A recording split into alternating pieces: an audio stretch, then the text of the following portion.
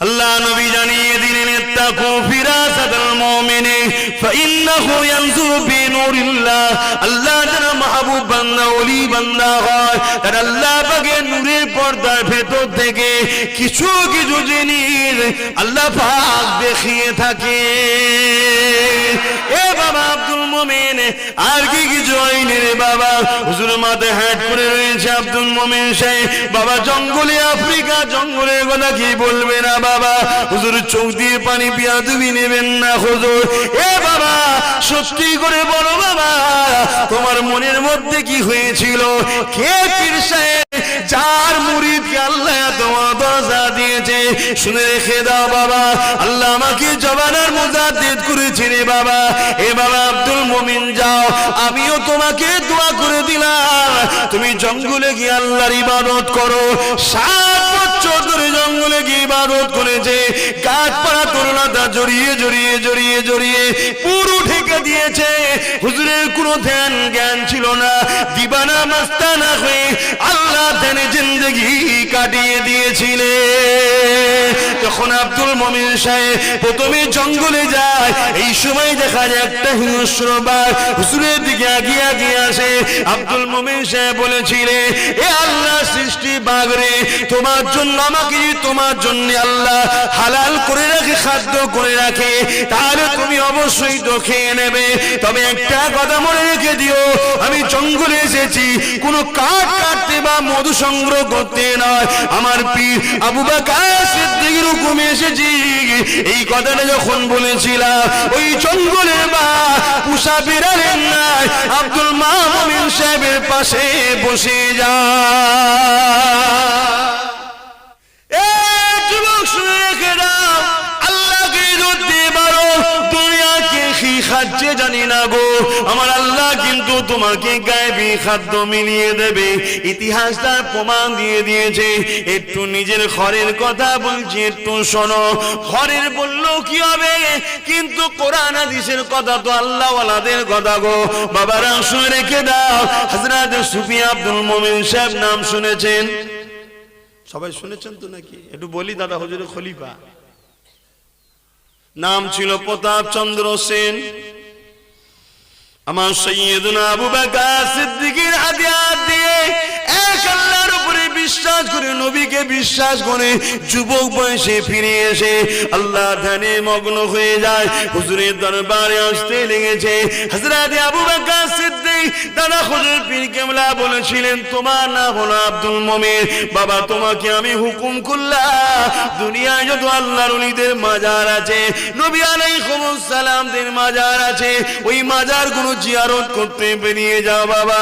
এই জিয়ারতে বেরিয়ে বেরিয়ে দুনিয়ার এক প্রান্ত থেকে অপর প্রান্ত হেঁটে হেঁটে হেঁটে জিয়ারত করতে লেগেছে। আল্লাহর ওলির দরবারে গিয়ে 1 রাত থাকে, 2 রাত থাকে, যতক্ষণ পর্যন্ত না রওজা থেকে সালামের জবাব আসে, ততক্ষণ পর্যন্ত আল্লাহর ওলির মাজারটা ছেড়ে চলে যায় না।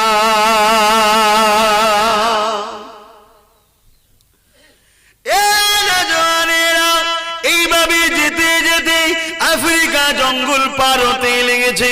জঙ্গলের এক সাইড দিয়ে যখন যেতে লেগেছে, হঠাৎ করে হুজুরের নাকে, আব্দুল মুমিন সাহেবের নাকে একটা খুশবু এসে যায়।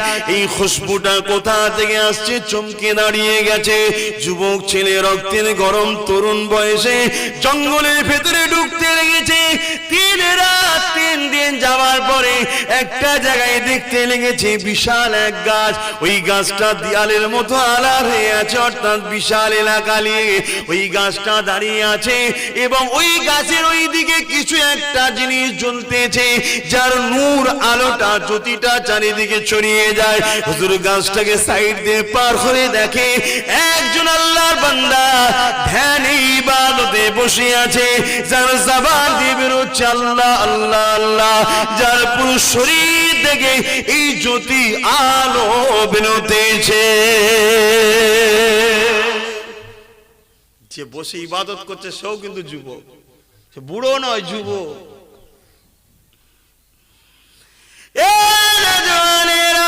হযরত আব্দুল মুমিন সাহেব পাশে গিয়ে দাঁড়িয়ে গেলেন। কিছুক্ষণ পরে আল্লাহ আল্লাহ পাকের হুকুম হয়ে যায়, ওই মানুষটা যে বসেছিল জিকির করতেছিল চোখটা খুলে তাকালো, আব্দুল মুমিন সে সালামটা দিতে লাগলো। সেই মানুষটা সালামের জবাবটা দিল, দিবার পরে বলতে লেগেছে কে আপনি, কি ব্যাপার? ওই সময় বলতে লেগেছে আপনি কে?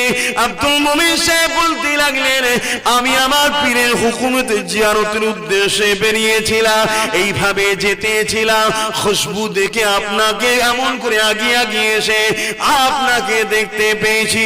এ বাবা তোমার পীরের নাম কি?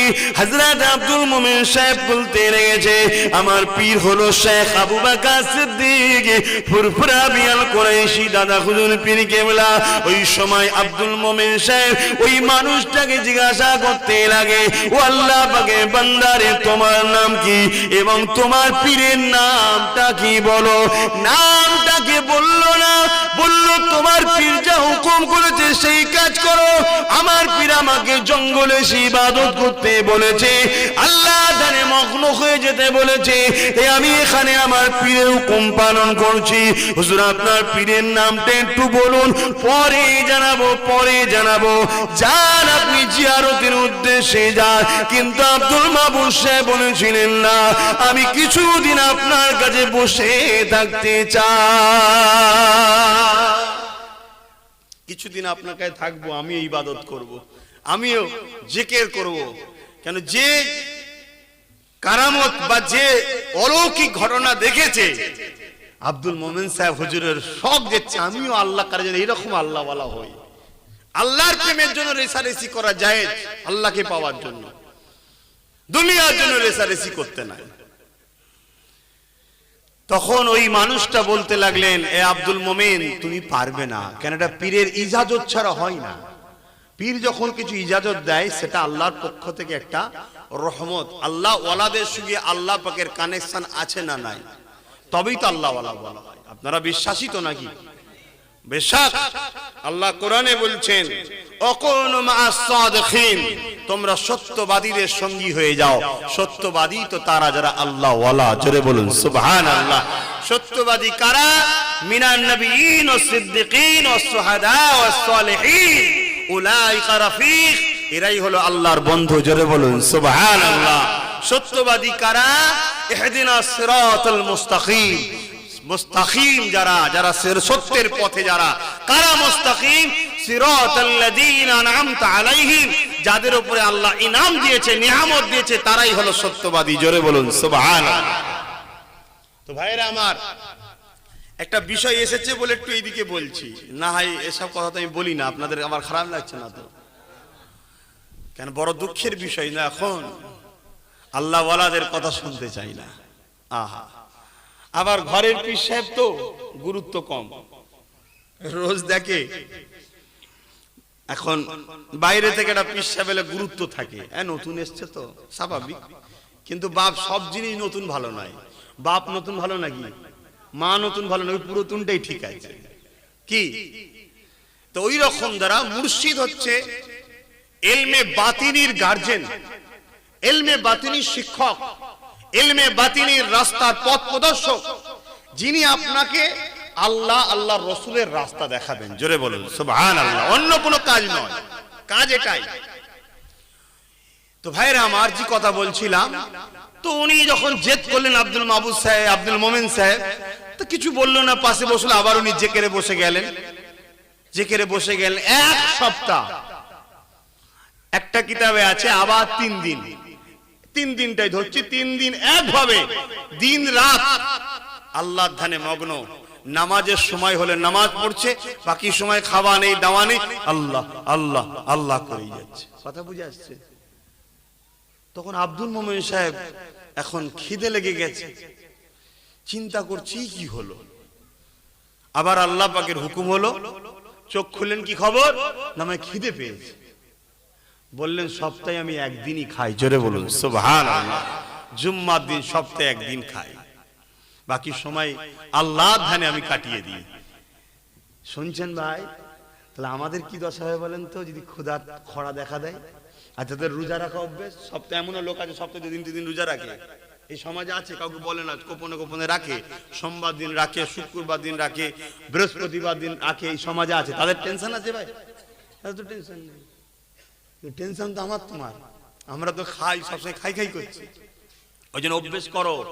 আমি যেসব কথা বলে যাচ্ছি হাদিস পাকের কথা, খুব শিগগিরই পৃথিবীতে খরা আসবে, মানুষ খেতে পাবে না। ইউসুফ আলাইহিস সালামের পিরিয়ডে যেমন খরা এসেছিল, ওই রকম খরা আসবে, ওর থেকেও ভয়ঙ্কর হবে।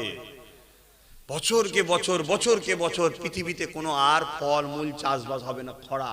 যেটুকু যা জমানো আছে কোলেস্ট্রল ফেলেস্ট্রলে, ও তো ভাই 2-3 দিনেই শেষ হয়ে যাবে। এই কথা বুঝছেন না, বোঝেন না? তথেব সেই জায়গাতে আপনারা যুবকরা এখন থেকে রোজা রাখা অভ্যেস করুন। সপ্তাহে একদিন রাখুন, সোমবার দিন আমার রসুলের আগমনের দিন রোজা রাখুন, বা শুক্রবার দিন রাখুন। আর যদি রোজা রাখতে নাও পারেন, রসুলের সুন্নাত অনুযায়ী খান। কিরকম? রসুল বলেছেন পেটকে 3 ভাগ করো, 1 ভাগ পানি, 1 ভাগ খাবার, 1 ভাগ খালি। শুনছো তো ভাই? বলবে এই হুজুরটা আমাদের খাওয়ার উপরেও নজর, কি খাবো, তা খেতেও দেবেন না ভাই। খেলেই মানুষ বিপদ, যত কম খাবেন তত সুস্থ থাকবেন। তো যাক, আমি যে কথা বলতে গিয়ে এদিকে চলে এসেছি, আবার ওইদিকে ফিরে যাচ্ছি। হযরতে আব্দুল মোমেন সাহেব তিনি খোদার কথা বললেন, খিদা লেগেছে। তখন কি করলেন? ওই যে আল্লাহর ওয়ালা বান্দারা রয়েছে, যুবকটা নামাজের যেটা মানে কাছের পাতা দিয়ে একটা চ্যাটায়ের নামাজ পাঠি করেছে, সেটাকে তুলে তার মধ্য থেকে 3টে রুটি বার করলো। কটা? 3টে। একটা খেলো, আর একটা নিজে খেলো, একটা আব্দুল মোমেন সাহেবকে দিল, আর একটাকে আমার চ্যাটায়ের তলায় ঢুকিয়ে দিল। আব্দুল মোমেন সাহেব কিতাবে লিখছে যে আমি অবাক হয়ে গেলাম, আমি তো 3 দিন একভাবে ওনার কাছে বসে আছি। কোন লোক আফ্রিকা জঙ্গলে লোক যায়, মানুষ খেয়ে গাছ আছে, মানুষকে খেয়ে খাবে, সেই রকম জায়গায় কিন্তু যারা আল্লাহর হবে তাদেরকে বাঘ খেতে পারে না, তো মানুষ কি খাবে? বাঘ খেতে পারে? এক কথা বলুন।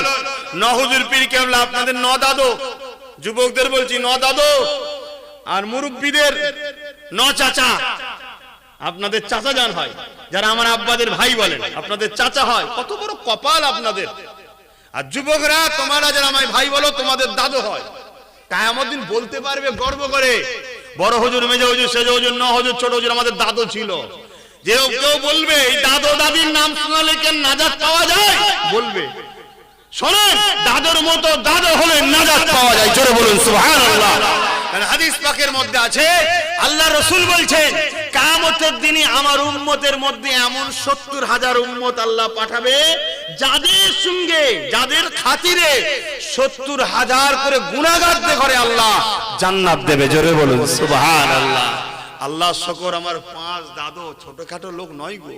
ওই বললাম না, ঘর কা মুরগি ডাল বাড়াবার, মায়ের তরকারি তো ও বাসি হয়ে গেছে, আর বিরিয়ানি 4 দিনের পরে চাল হয়ে গেছে, বলে তাবার উপরে কেন? ঘরে মা তো রোজ দেখি, ওই জন্য মায়ের গুরুত্ব নেই। আমার কথা বুঝছেন তো? আর জলসায় হেঁটের উপরে কাপড় তুলে বিড়ি টানতে টানতে রাঁধছে, ওইটা 1 সপ্তাহ পরে বল চাল হয়ে গেছে, বলে তাবারুক ফেলিসনি, গুনাহ হবে। মায়ের হাতের থেকে বড় তাবারুক পৃথিবীতে কোন তাবারুক আছে? হ্যাঁ, আসেন আমি সেই আলোচনার দিকে যাই। হযরত আব্দুল মোমিন সাহেব আবার বলতে লাগলেন কিতাবের মধ্যে, বাবা আমি অবাক হয়ে গেলাম, 3 দিন একভাবে ছিলাম তিনার সাথে, কেউ কখনো জঙ্গলে মানুষ বলে কেউ নাই। এইভাবে যখন রুটিটা বার করে দিল, যেমন তাওয়াই থেকে রুটি না বালে গরম হয়, ওই রকম গরম ছিল। রুটিটা খেলো, পানির পত্র আছে, কিছু পানি খেলো, খেয়ে বলল আপনি যান, আপনি আমার সঙ্গে থাকতে পারবেন না। আপনার পীর যেদিন হুকুম দেবে সেদিন আপনার ক্ষমতা পাওয়ার হবে, যান। আগে চার্জ নেন, তারপরে তো মোবাইল চলবে। বাপ রাখ রে বাবা। তো উনি যাবার সময় আবার বলছে আপনার নামটা, আপনার পীরের নামটা একটু বলেন। বলছে পরে বলবো।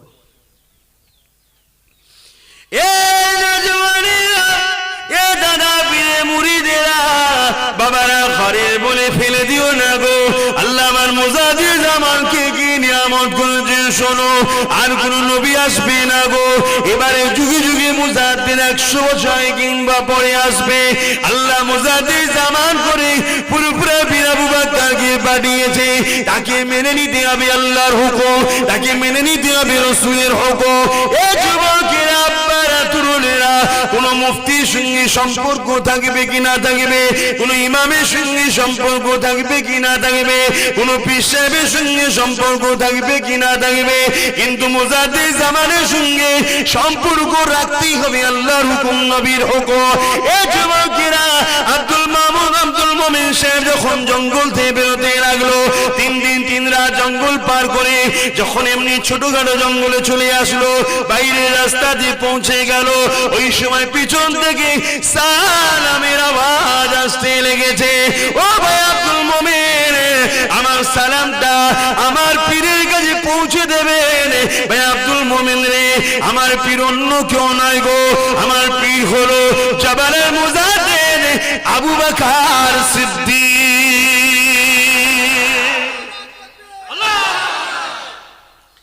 একসাথে কেন বললাম না? 2 পীর ভাই এক জায়গায় হয়ে গেলে কি হয়, গল্প হবে। আমার ভয় হয় আমার পীর যদি নারাজ হয়ে যায়। পীরের হুকুম তুমি আল্লাহকে ডেকে যাও, আল্লাহর ইবাদত করো, আল্লাহ আল্লাহ করো। তাই তোমায় আমি তখন বলিনি বাবা, এখন বলি, যাও আমার পীরের কাছে যাও। আব্দুল মোমিন সাহেব ফুরফুরা শরীফে আসলেন, এসে দাদা হুজুর পীর কেবলা আরো খলিফার সঙ্গে কথা বলছে, উনি দাঁড়িয়ে আছে। দাদা হুজুর পীর কেবলা বলেন, বাবা কোথায় কোথায় গেছিলে গো, কি কি দেখলে বাবা? ওনাকে তো জিয়ারত করতে যাওয়ার কথা বলা হয়েছে, তো উনি ওই কথাটা বাদ দিয়ে সব কথা বলছে। দাদা হুজুর পার বললেন, আর কিছু হয়নি বাবা, বারবার বলছে, উনি কিন্তু ওই কথাটা বাদ দিয়ে সব বলছে। ভয় লাগছে। আল্লাহ নবী জানিয়ে দিলেন, ইত্তাকু ফিরাসাতাল মুমিনি ফাইন্নাহু ইয়ানজুরু বিনুরিল্লাহ। আল্লাহ যারা মাহবুব বান্দা, ওলি বান্দা হয়, তারা আল্লাহ পাকের নূরের পর্দার ভেতর থেকে কিছু কিছু জিনিস আল্লাহ পাক দেখিয়ে থাকে। এ বাবা আব্দুল মোমিন, আর কি কিছু হয়নি রে বাবা? হুজুর মাথায় হ্যাট করে রয়েছে আব্দুল মোমিন সাহেব। বাবা জঙ্গলে, আফ্রিকা জঙ্গলের কথা কি বলবে না বাবা? হুজুর চোখ দিয়ে পানি বিয়াদবি নেবেন না হুজুর। এ বাবা সত্যি করে বলো বাবা, তোমার মনের মধ্যে কি হয়েছিল? কে পীর সাহেব যার মুরিদকে আল্লাহ তোমার দরজা দিয়েছে? শুনে রেখে দাও বাবা, আল্লাহ আমাকে জবানার মুজাদ্দিদ করেছে রে বাবা। এ বাবা আব্দুল মোমিন, যাও, আমিও তোমাকে দোয়া করে দিলাম, তুমি জঙ্গলে গিয়ে আল্লাহর ইবাদত করো। 7 বছর ধরে জঙ্গলে গিয়ে ইবাদত করেছে, গাছপালা তরুণতা জড়িয়ে জড়িয়ে জড়িয়ে জড়িয়ে পুরো ঢেকে দিয়েছে। হুজুরের কোনো ধ্যান জ্ঞান ছিল না, দিবানা মাস্তানা হয়ে আল্লাহ ধ্যানে জিন্দেগি কাটিয়ে দিয়েছিলে। যখন আব্দুল মোমিন সাহেব প্রথমে জঙ্গলে যায়, এই সময় দেখা যায় একটা হিংস্র বাঘ হুজুরের দিকে আগিয়ে আগিয়ে আসে। আব্দুল মোমিন সাহেব বলেছিলেন, এ আল্লাহ সৃষ্টি বাঘ রে, তোমার জন্য আমাকে, তোমার জন্য আল্লাহ হালাল করে রাখে, খাদ্য করে রাখে, তাহলে তুমি অবশ্যই তো খেয়ে নেবে। তবে একটা কথা মনে রেখে দিও, আমি জঙ্গলে এসেছি কোনো কাঠ কাটতে বা মধু সংগ্রহ করতে নয়, আমার পীর আবু বকর সিদ্দিকের হুকুমে এসেছি। এই কথাটা যখন বলেছিলাম, ওই জঙ্গলে বা পুষা বিড়ালের নাই আব্দুল মোমিন সাহেবের পাশে বসে যা। বাপ ভাইরা, গুনাহগার আমি, কিন্তু তার খুন আমার গায়ে আছে। পাল্লা লিচ্ছ অনেকে, লাও, কোনো অসুবিধা নেই। দেখা হবে কিয়ামতের মাঠে। কথা বুঝছেন না, বোঝেন না? দেখা কোথায় হবে? দুনিয়ায় বিচার হয়? দুনিয়ায় কোনো বিচারের জায়গা নেই তো। আল্লাহ বলে যে বিচার তো মাহশরে হবে। বিচার কোথায় হবে? মাহশরে। একটা দিন রেখে দিয়েছে আল্লাহ, আর একটা টাইম দিয়েছে, তোর 30 বছর, তোর 40 বছর, তোর 50 বছর, তোর 60 বছর। এর মধ্যে তুই যদি আমার কাজ করে আসিস, বিচার হয়ে তোকে জান্নাত দেবো, আমার কাজ না করলে জাহান্নাম দেবো। তাই আল্লাহ পাক বললেন, আমার রাসূল জানালেন হাদিস শরীফ, মান আহাব্বা লিল্লাহ ওয়া আবগাদা লিল্লাহ ওয়া আতা লিল্লাহ ওয়া মানা লিল্লাহ ফাকাদ ইসতাকমাল ঈমান। বন্ধুত্ব আল্লাহর জন্য, আত্মীয়তা আল্লাহর জন্য, দুশমনি আল্লাহর জন্য, বিচ্ছেদ আল্লাহর জন্য, সেই প্রকৃত ঈমানের স্বাদ পায় ঈমানদার। তাহলে আজ যদি কেউ আমাকে ভালোবাসো, আল্লাহর জন্য ভালোবাসতে হবে। আমার সঙ্গে দুশমনি করে আল্লাহর জন্য করতে হবে। আমি তোমাদের কাউকে ভালোবাসি, আল্লাহর জন্য ভালোবাসবো, আর কারো সঙ্গে দুশমনি করি, আল্লাহর জন্যই করব। মসজিদকে ভালোবাসা আল্লাহর জন্য। কেউ মসজিদ মিটাতে চাইলে তার সাথে বন্ধুত্ব করতে পারি না। মদকে বন্ধ করা আল্লাহর জন্য। কেউ মদকে প্রতিষ্ঠিত করতে চাইলে তার সাথে বন্ধুত্ব করতে পারি না। জুয়া, গেজা, সুদ, ঘুষ এগুলো আল্লাহর আইনে হারাম। এগুলোকে কেউ বাস্তবায়ন করতে চাইলে তাকে বন্ধু বলে মেনে নিতে পারি না। কথা বুঝে আসছে না? নয় কেন? আমাদের সবকিছু আল্লাহর জন্য। তুমি আমায় দূর থেকে বুঝতে ভুল করতে পারো, কেন? তোমার জ্ঞান ছোট। দুনিয়াতে সব সময় তুমি কি করেছো বলো? সকালে ওঠো কটায়? কটায়? কারা কারা ফজর বেলা ওঠেন বলুন? কারা কারা ফজর বেলা ওঠেন? মুরব্বীরা হাত তুলবেন না, যুবকদের বলছি। কারা কারা ফজর বেলা হাত তুলবেন? এই 2, 3টে, 4টে, 10টায় ওঠো, 8টায় ওঠো তোমরা, কম বেশি। খারাপ লিও না আমার কথা। তাহলে এই যে ফজরের নামাজ কাজা আমাদের অন্যায় না? অন্যায় নয়। তারপরও নত হওয়া দরকার না? সেনাজুরি করা দরকার? নত হওয়া দরকার যে আল্লাহ আমাকে তৌফিক দাও, আমি যেন তোমার নামাজের প্রেমিক হতে পারি, সেই তৌফিক দাও। এই দোয়া চাইবেন তো আপনারা? কি গো, চাইবে না যুবকরা? আল্লাহকে বলো, আল্লাহ আমি যেন তোমার ফজরের নামাজ পড়তে পারি, পড়ার উপযুক্ত তুমি আমায় বানিয়ে দাও। আল্লাহ যদি বানিয়ে দেয় তোমার দেখবে কোনো কষ্ট হবে না, ঠিক ঘুম ভেঙে যাবে, ঠিক ঘুম ভেঙে যাবে। একবার দরুদ শরীফ আল্লাহুম্মা সাল্লি আলা। আর ভেতরে জায়গা নেই নাকি? মানুষজন দাঁড়িয়ে আছে, চেয়ারটা নেই আর?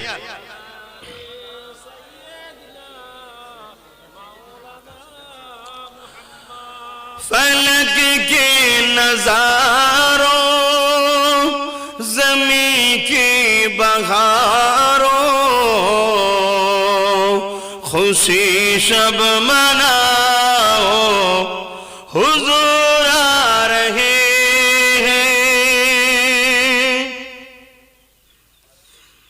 फलक के नजारों, ज़मीं की बहारों, खुशी सब मनाओ, हुजूर आ गए हैं। उठो गम के मारो, चलो बेसहारो, खबर ए सुनाओ, हुजूर आ गए हैं। अल्लाहुम्मा सल्ले अला।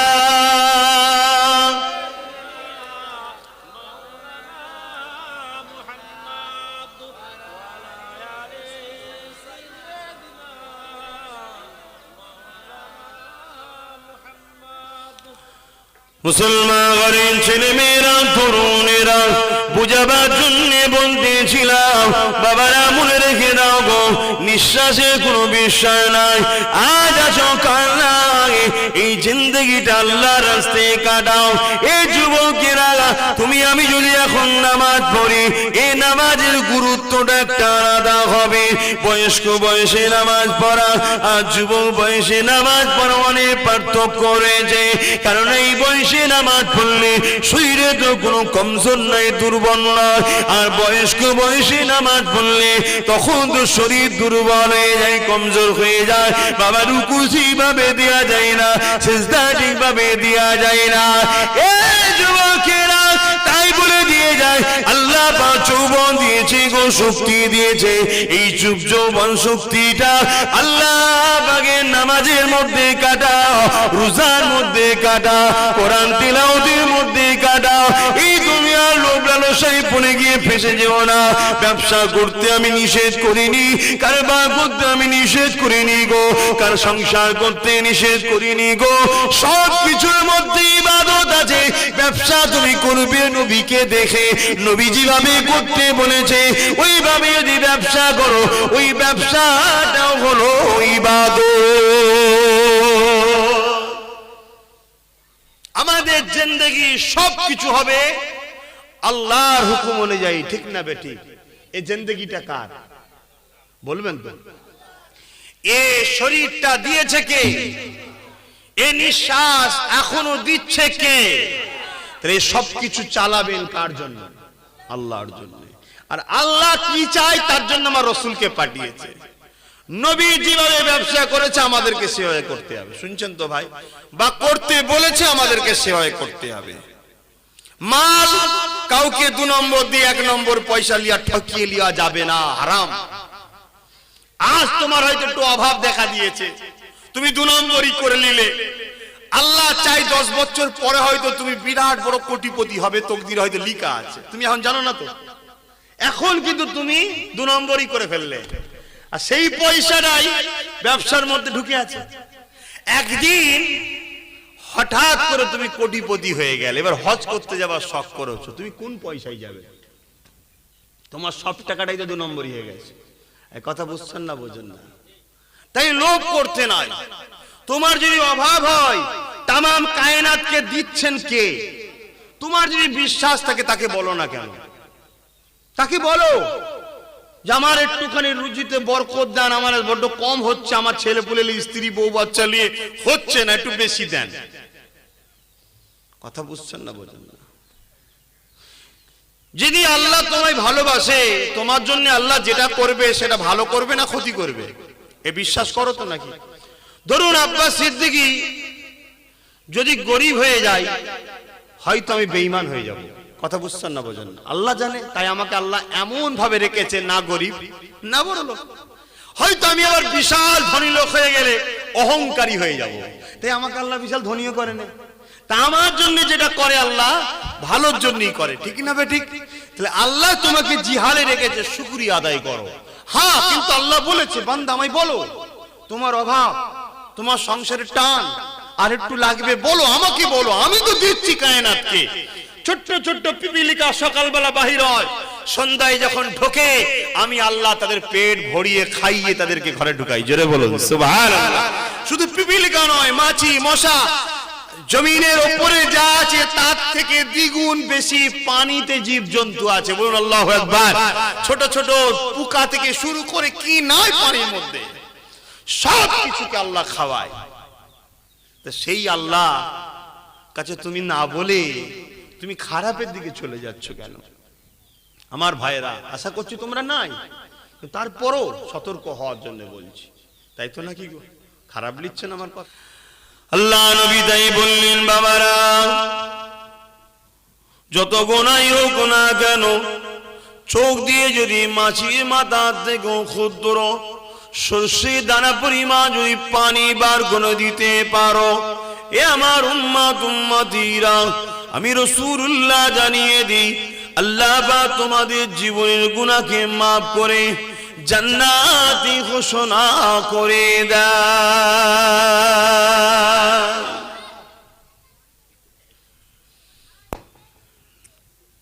এই যুবকেরা, গুনাহ করে করে অন্তরটা পাষাণ হয়ে গেছে, গান শুনে শুনে অন্তরটা পাষাণ হয়ে গেছে, সিনেমা দেখে দেখে অন্তরটা পাষাণ হয়ে গেছে, মিথ্যা কথা বলে বলে অন্তরটা পাষাণ হয়ে গেছে, হারাম খেয়ে খেয়ে অন্তরটা পাষাণ হয়ে গেছে। কান্নার চেষ্টা করো, চোখ দিয়ে পানি বেরোয় না। আল্লাহ রাসূল বলে, যদি তোমরা এমন মুখটা করতে পারো, মাথাটা নত করে দিয়ে সুবহান রাব্বিল আলা তাসবিহ পড়ে আল্লাহর কাছে যদি বলো, আল্লাহ ক্ষমা করে দিন, মাফ করে দিন, কান্নাওয়ালাদের মতো মুখটা যদি করে নাও, আমার আল্লাহ পাক তোমাকে আমাকে কান্নাওয়ালাদের দলভুক্ত করে জীবনের গুনাহকে মাফ করে দেবেন, কথা দিয়েছে। তাহলে একটা জিনিস শিখা হলো তো নাকি? তাহলে আমরা আজ থেকে নামাজের সময়, বিশেষ করে সুন্নত নামাজ ঘরে পড়তে হয়, সুন্নত নামাজ ঘরে পড়তে হয়। ফরজ নামাজ জামাতে মসজিদে পড়লে 27 গুণ সওয়াব বেশি, আর সুন্নত ওয়াজিব নফল নামাজকে ঘরে পড়লে ঘরটাকেও নামাজের আবাদ করা হয়। তা সেই সময় একটুখানি ফরজ নামাজের পর আমরা যখন একা একা সুন্নত নামাজ পড়বো, আল্লাহর কাছে মাথাটা নত করে দিয়ে চোখ যদি পানি নাও বেরোয়, কান্নার মতো মুখটা করবেন যে আল্লাহ আমি অনেক ভুল করেছি, গান শুনেছি, সিনেমা দেখেছি, যাত্রায় গেছি, ফাংশনে গেছি, মেলা দেখেছি, আজ তোমার বান্দা তোমার কাছে ক্ষমা চাইছে, আল্লাহ রহমানুর রহিম আমাদের গুনাহকে মাফ করে দেবে। জোরে বলুন সুবহানাল্লাহ। তাহলে এই পৃথিবীতে দুটো দিক হয়ে গেল, একটা হলো রহমানের রাস্তা, একটা ইবলিস শয়তানের রাস্তা। ইবলিস শয়তানের কাজ একটাই, আল্লাহর বান্দাগুলোকে নানা রকম অসুয়াশা দিয়ে আল্লাহ যেগুলো অপছন্দ করে সেই কাজ করিয়ে জাহান্নামে নিয়ে যাওয়া। আর আমার আল্লাহ পাক তিনি বলছেন, বান্দা তোরা গুনাহ করতে ভালোবাসিস আর আমি আল্লাহ মাফ করতে ভালোবাসি। জোরে বলুন সুবহানাল্লাহ। কত দয়ালু মুসলমানের ছেলে মেয়েরা, তরুণেরা, এ নবী পাকের প্রেমিকেরা কোন দিকে থাকবেন? আল্লাহর দিকে থাকবেন না ইবলিসের দিকে থাকবেন?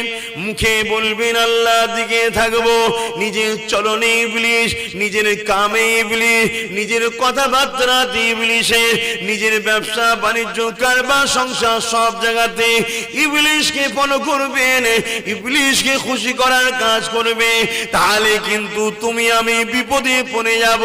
আর চলনে কথাবার্তাতে আল্লাহকে যদি রাখেন, যে কাজ করলে আল্লাহ খুশি হবে, এ যুবকেরা, তাহলে তোমার আমার দুনিয়া তো আল্লাহ কোন রকম ভাবে দুনিয়া জার্নি করে যখন আখিরাতের রাস্তায় রওনা দেবে, আল্লাহ পাক তোমার আমার সমস্ত বিপদ থেকে উদ্ধার করে দিয়ে পুলসিরাত পার করিয়ে জান্নাতি বানিয়ে দেবে। বাপ মোবাইল গুলো বন্ধ কর না বাপ, একটু অসন না, দুনিয়া তো শেষের দিকে বাপ, একেবারে শেষের দিকে। কিয়ামতের আলামত যা রাসূল বলেছে সবই ঘটে গেছে।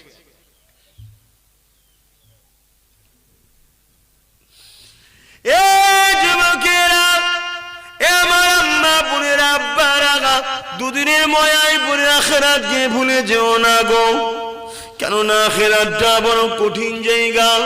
দুনিয়াবি জিন্দেগি আসল জিন্দেগি নয় গো, আখিরাতের জিন্দেগিটা হলো আসল জিন্দেগি গো। তোমারও বয়স যেমন আমারও বয়স তেমন, মনে রেখে দিও নবী আলাইহিস সালাম সাহাবারাও যুবক ছিল, কিন্তু সারা জীবনটা তারা আল্লাহর খুশির জন্য কাটিয়েছে, ওলি আউলিয়ার আল্লাহর খুশির জন্য কাটিয়েছে। এই যুবকেরা, একবার ভেবে দেখো, কি তোমাকে আমাকে দুটো চোখ দিয়েছে, এই চোখ যিনি দিয়েছে তিনার কথা অমান্য করে ইবলিসের কথা শোনা যাবে না। এই চোখের হিসাব কিন্তু কিয়ামতের দিন নেওয়া হবে। আল্লাহ কিন্তু নেবে হিসাব। বান্দা বলো, ওই চোখে কি দেখেছো? দুনিয়ায় পাপ দেখেছো, অন্যায় দেখেছো, জুলুম দেখেছো, দেখে চুপ করেছিলে, আল্লাহ ছাড়বে না।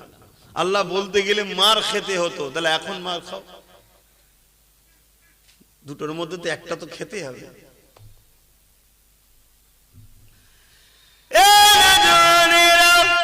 আল্লাহ পাক কান দিয়েছে, এই কানের কিন্তু হিসাবটা নেবে। বান্দা, এই কানে তুমি কি শুনেছিলে বলো? এই কানে কোরআন শোনো, এই কানে আল্লাহ ওয়ালাদের কথাবার্তা শোনো, এই কানে আলেমদের আলোচনা শোনো, এই কানে মা বাপের কথা শোনো, এই কানে দিন দুঃখীদের অসহায়ের কথা শোনো, এই কানে আল্লাহ দিয়া নিয়ামত, আল্লাহ যা যাই খুশি ওই কথা কোনোকে শোনো। এ যুবকেরা, এই দুনিয়ায় তোমার আমার মতো অনেকের কান আছে, কিন্তু তারা কানে শুনতে পায় না, তাদেরকে দুনিয়া কালা বলে, কিন্তু আল্লাহ তোমাকে আমাকে কান দিয়েছে। দুনিয়ার জমিনে আমরা তোমাদেরকে বারবার ডাকি, বাবারা এই দিলটি চমকে শোনা ভুলে যাস না রে বাবা। এই দুনিয়ার চাকচিক্য, এটা লোভ লালসা, এটা তো আল্লাহর পরীক্ষা, এগুলো তো গিল্টি আসল হলো আখিরাত দুনিয়া জিন্দেগি। ওই আখিরাতটাকে ভুলে যেও না গো। নিঃশ্বাসে কোনো বিশ্বাস নাই, এই দুনিয়ায় হাজারো নয় লাখো লাখো যুবক মারা যায়। এ যুবকেরা, এই দুনিয়ার ময়ায় পড়ে আখিরাতকে হারিয়ে ফেলো না গো। আল্লাহ নবীকে ভালোবাসো, আল্লাহকে ভালোবাসো। দুনিয়ায় দুবেলা দুমুঠো পেট ভরে জিন্দেগি কাটাও, কোন রকম ভাবে আল্লাহ যে হালে রেখেছে খুশি হয়ে যাও। চুরি করো না, হারাম খেও না, গীবত করো না, মানুষকে জুলুম করো না, পরের মালকে নিজের মাল বলে ছেড়ে নিও না, তাহলে আখিরাতের জমিনটা জাহান্নামে যেতে হবে। দুনিয়ায় মেহনত করো, হালাল ইনকাম করো, ডাল ভাত পরনার কাপড় আল্লাহ যেটা দিয়েছে শুকরিয়া আদায় করো।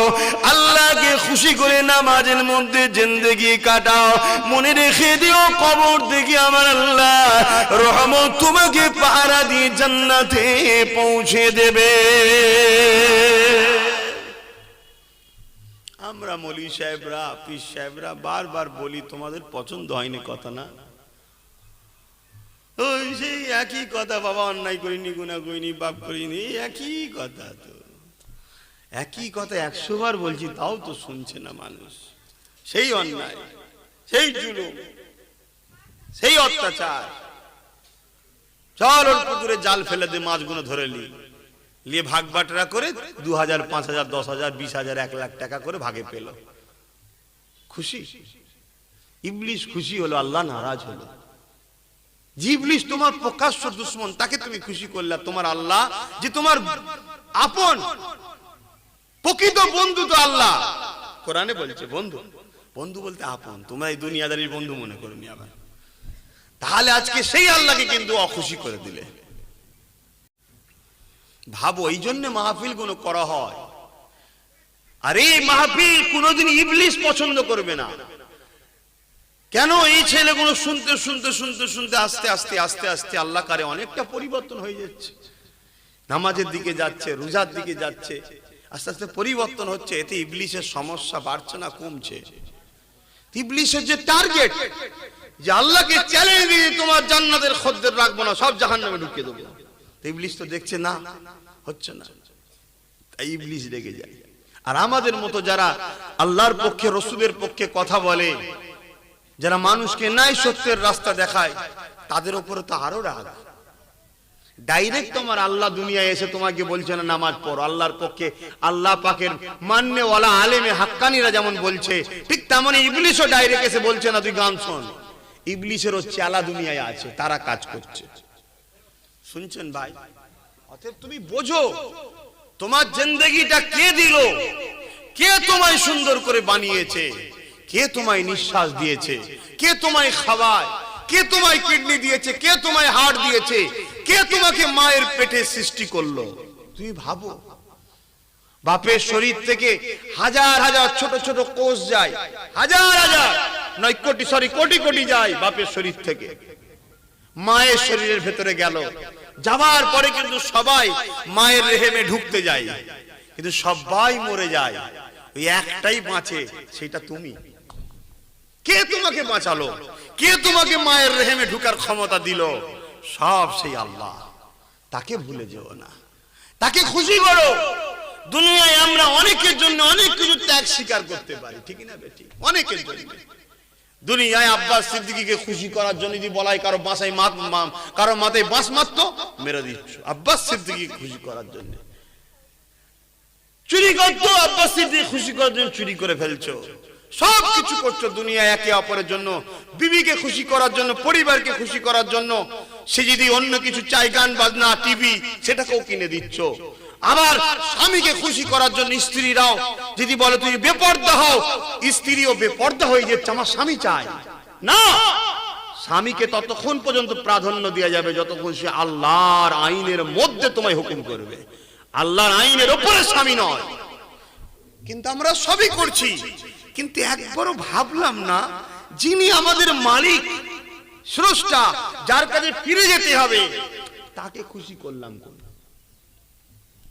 তিনি 24টা ঘন্টা আমাদের জন্য দিয়েছে, তার মধ্যে বলেছে 5টা বার তোরা আমার দিকে ফিরে আয়, এসে আমাকে রুকু দে, আমার সেজদা দে, আমাকে আল্লাহ বলে ডাক। আমাদের সময় নেই। আমার আজ কি খারাপ লাগছে যুবকদের? আমার ভাইয়েরা বোঝো, উদ্দেশ্য একটাই, তুমি আমি একসাথে জান্নাত যাব, বাস। এই জন্য বুঝাচ্ছি, এই জন্য বুঝাচ্ছি। না হয় দুটো কেসা কাহিনী বলে চলে গেলে তো মিটে যায়। আর এমনি সব বললে আরো বেশি দুশ্মন বাড়ছে বাপ। আর কেসা কাহিনী বললে দুশ্মন বাড়বে না। বাবারা, নওজওয়ানেরা, বোঝার চেষ্টা করো গো, কে তোমাকে সুস্থ রেখেছে, ভালো রেখেছে? তোমার আমার মতো এরকম কত যুবক প্যারালাইসিস হয়ে পড়ে আছে, তোমার আমার মতো এরকম কত যুবক অ্যাক্সিডেন্ট হয়ে হসপিটালে পড়ে আছে, তোমার আমার মতো এমন কত যুবক করোনাতে মারা গেল, তোমার আমার মতো এমন কত যুবক পাগলা হয়ে শিকলে বাঁধা আছে। এই যুবকেরা, কে তোমাকে আমাকে সুস্থ রেখেছে? কে তোমাকে আমাকে ভালো রেখেছে? তিনি অন্য কেউ নয়, আল্লাহ। তিনি আমার খালিক, তিনি আমার মালিক। তিনি আমাদের কাছে বলেছে, বান্দারে, এই জমিন আমি দিয়েছি তোরা বসবাস কর, এই আসমান আমি দিয়েছি তোরা বসবাস কর। বান্দারে, তোদের জন্য আমি পানি দিই যাদের জমিনে গাছপালা ফসল কোনো ঠিকভাবে হয়। এ বান্দা, আবার তোরা যখন আমার নাফরমানি হয়ে যাবি, আমি অসময়ে এমন পানি দেবো তোদের খাদ্যগুলো নষ্ট হয়ে যাবে। বান্দারে, তোরা দুনিয়াতে খাবার পাবি না। আজকে সামান্য এক প্লেট বিরিয়ানির জন্য নামাজ কাজা করে দিয়ে বসে থাকি, অথচ রিজিকের মালিক আল্লাহ ভুলে গিয়েছিলাম। সামান্য 500,000-এর জন্য আমরা লাইন দিয়ে বসে থাকি, কিন্তু নামাজের কথা ভুলে গিয়েছিলাম। সামান্য দুনিয়ার ক্ষেত্রে আমরা কোনো মিটিং মিছিলে গেলে কিছু পাবার জন্য বসে থাকি, কিন্তু রিজিকের মালিক আল্লাহ ভুলে গিয়েছিলাম। এবারে আল্লাহ স্মরণ করিয়ে দিচ্ছে, বান্দা, তোদের চাষবাসের 12টা বেজে গেল, দুনিয়ায় খাবারের অভাব দেখা দেবে। খাবে কি? টাকা খাওয়া যায়?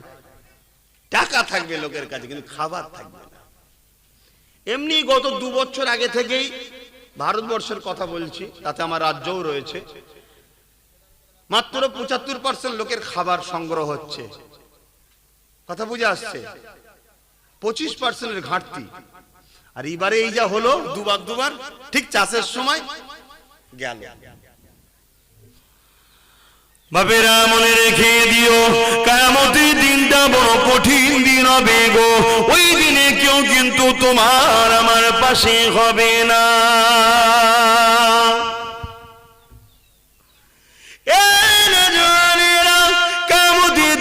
কেমন হবে আমরা তোমাদেরকে বারবার কেন বলি?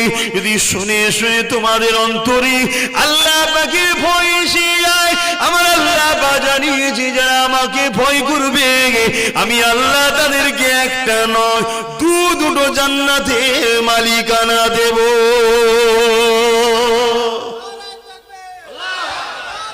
আল্লাহ। ধরো কোন একটা যুবক ছেলে বন্ধুর পাল্লায় পরে সিনেমা দেখতে যাচ্ছিল, হঠাৎ করে তার মনে পড়েছে, না, এটা করলে আল্লাহ খুশি হবে, আল্লাহকে খুশি করার জন্য বা আল্লাহর ভয় দিয়ে ফিরে আসে, ও জান্নাতি। জোরে বলুন সুবহানাল্লাহ।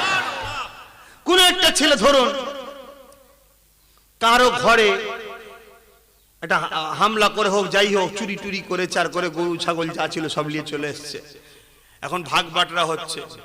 কোন একজন এর মধ্যেই তার মনের মধ্যে হয়েছে, আমি এটা বড় ভুল করে ফেললাম, না, আমি পয়সাও লোবো না, ভাগ লোবো না, আমি উপরন্ত সেই লোকটাকে যে বলো, ভাই আমি করে ফেলেছি, আমাকে আল্লাহর রাস্তায় মাফ করে দাও, ও কিন্তু জান্নাতি। জোরে বলুন সুবহানাল্লাহ। কেন? আল্লাহকে ভয় করেছে। এই যুবকেরা, শুনে অবাক হয়ে যাবেন, কিয়ামতের দিনে দুটো বান্দাকে আল্লাহ পাক তুলবে, হিসাবটা নেবে। বান্দা আমাকে হিসাবটা দে। এই সময় একটা বান্দার হিসাব হয়ে যাবে।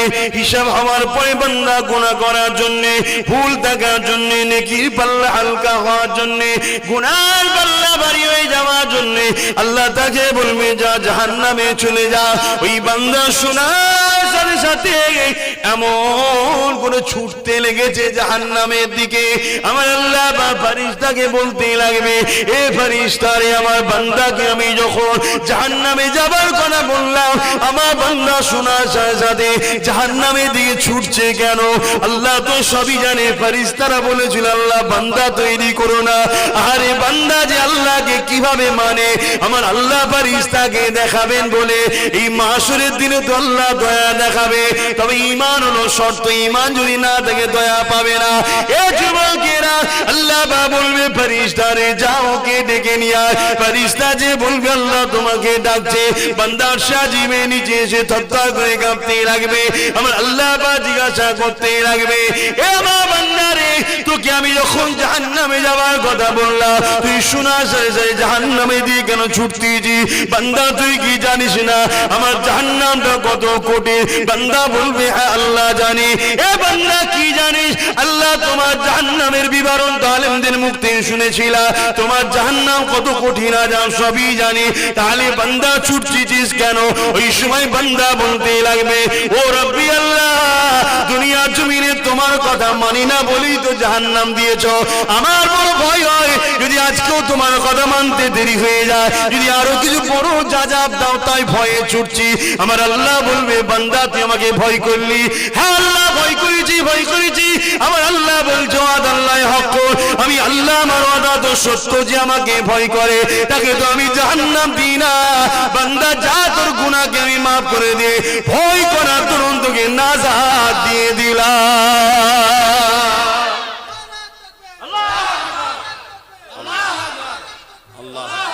তাই যুবকদের বলি, ভয় করো আল্লাহকে। কোন গরিবের উপরে জুলুম করার সময় ভাববে যেটা আল্লাহর সৃষ্টি, কেউ দেখেনি, আল্লাহ দেখছে। তোমার গায়ে পাওয়ার আছে, ও কমজোর, হয়তো পারবে না তোমার সঙ্গে লড়ে, কিন্তু না লড়ে পারলো ওরা আল্লাহ দেখছে। এই ভয় অন্তরে রাখো, হিসাব কিন্তু লিয়া হবে।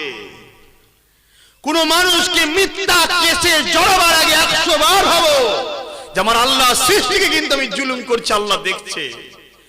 কোন মানুষের বিষয়ে মিথ্যা সাক্ষী দেওয়ার আগে 100 বার ভাবো যে কিয়ামতের দিনে কিন্তু আমার আল্লাহ আমাকে কিন্তু দেখবেন, ছাড়বেন না, ধরবে। ভয় করো আল্লাহকে। দুনিয়ায় আব্বাস সিদ্দিকীকে দেখিয়ে কোনো লাভ নাই। হুজুর আসছে চরে মাথায় টুপি দিতে হবে, চল হুজুর আসছে নামাজ পড়তে হবে না। আব্বাস সিদ্দিকী তোমার 1 ইঞ্চি ভালো করতে পারবে না, ক্ষতিও করতে পারবে না। সমস্ত ভালো মন্দ আল্লাহর কুদরতি হাতে। জোরে বলুন সুবহানাল্লাহ। তিনাকে ভয় করো, তিনাকে ভালোবাসো, তিনাকে ভয় করো, তিনাকে প্রেম করো, তিনার জন্য সবকিছু করো। এটা তো সামান্য ব্যাপার। দুনিয়ার যে আগুনটা দেখছেন, ওই আগুনটা জাহান্নামের আগুনকে 70,000 বার ধুয়েছে। ধোয়ার পরে দুনিয়ার আগুন, সেই আগুনে যেতে রাজি আছো? না বললে তো হয় না, পরিবর্তন হও। নিজের লাইফ, নিজের চলন, নিজের বলন, কথা বলো। আবার বলে যাচ্ছি, গুনাহ আলাদা জিনিস, ইসলামের ক্ষতি আলাদা জিনিস। আমাদের দ্বারা ক্ষতি হয়ে যাচ্ছে না তো? একটু খেয়াল করে দেখুন, একটু খেয়াল করুন। বিরোধী করতে করতে করতে নবীর জলসা, দিন ইসলাম, মসজিদ মাদ্রাসার না বিরোধী হয়ে যায়। কথা বুঝে আসছে? মসজিদের জায়গা আজকে বিরান হয়ে যাচ্ছে, শেষ হয়ে যাচ্ছে। কবরস্থানগুলো বিরান হয়ে যাচ্ছে, শেষ হয়ে যাচ্ছে। একটু খেয়াল করতে হবে না? বাবেরা বিদায় নেব, দোয়া চাইব, তার আগে একটা কথা বলে যায়, নিঃশ্বাসে কোনো বিশ্বাস নাই। কিয়ামতের দিনে মাথার এক বিন্দু ইখতিলাফ, এক হাত উপরে আল্লাহ সূর্যকে নামিয়ে দেবে। এ যুবকেরা শুনে রেখে দাও, ওই দিনে কেউ কারো হবে না গো। মা ছেলের হবে না, ছেলে মায়ের হবে না। এ যুবকেরা কেউ কারো হবে না গো। ওই দিনে শুধুমাত্র একজনই হবে, তিনি আল্লাহর হুকুমে আমাদের হবে। তিনি হলেন আব্দুল্লাহ লাল আমিনা দুলাল মুহাম্মাদুর রাসূল। এ যুবকেরা নিজের জীবনই নবীকে আনো গো।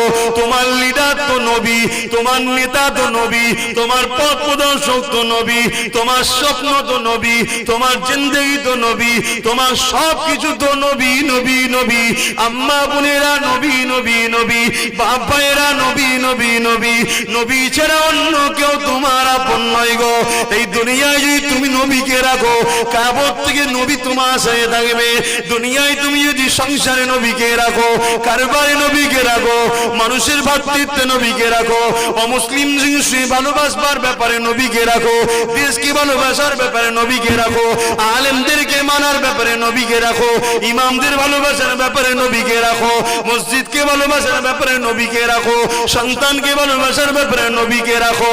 এ যুবকেরা, তোমার জিন্দেগির নবীর প্রতিটা নিঃশ্বাস নিঃশ্বাস নবীকে যদি রাখো, এই কাজ করলে নবী খুশি না বেজার? খুশি তো করো, বেজার তো ছেড়ে দাও।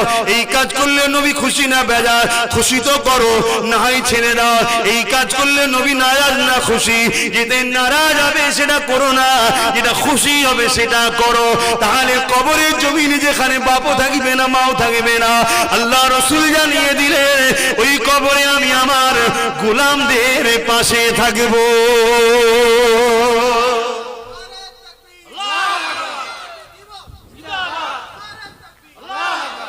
শুনছেন ভাই? তাহলে বলুন, আচ্ছা আমাদের কথা বিশ্বাস করছেন তো নাকি? না বেকার বোকা হবে তো আবার, সব মানি না, তাহলে তো বেকার হয়ে গেল। গল্প করতে আসি না, বুখারী মুসলিম খুলুন, কবরে আমার রাসূলকে হাজির করানো হবে। ফেরেশতা জিজ্ঞেস করবে ইনি কে বল। তুমি তখন চিনতে পারবে তো? কেন তোমার লাইফের মাত্র 3% জায়গায় নবী, বাকি 97% জায়গায় নবীর বিরুদ্ধে তুমি বলছি। তুমি কি করে নবী চিনবে? তুমি বলবে যে এটা তো আমার লিডার নয়, আমার তো অন্যজন ছিল, সেইটাকে নিয়ে আসো। সে বেটা তো যাবার নয়, সে তো জাহান্নামে ঢুকে বসে আছে। আর আমরা লাইফে সবকিছু যেখানে নবী রেখেছি, জানো আমাদের তো টেনশন নেই। নেতাকে পেয়ে খুশিতে জান বড় হয়ে যাবে, ইনশাআল্লাহ নেতাও বলে দেবে। নেতার ইশারাতেই সবকিছু হয়ে যায়। জোরে বলুন সুবহানাল্লাহ। নেতার মাকামটা এত বড় কে দিয়েছে? আল্লাহ দিয়েছে। জোরে বলুন সুবহানাল্লাহ।